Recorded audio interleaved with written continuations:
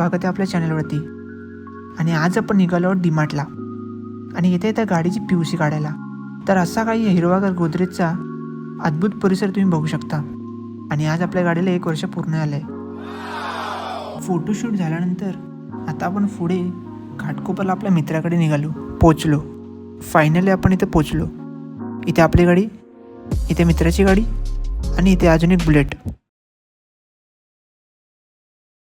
आणि मित्र आपला आलेला आहे फायनली खाली.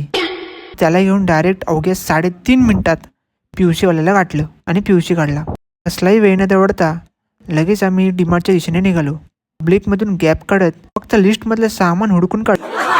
तिथून निघताच आमच्या पोटात कावळं ओरडायला लागली. मग लगेच आम्ही शहीद कोंबडीला 32 जातांची सलामी दिली.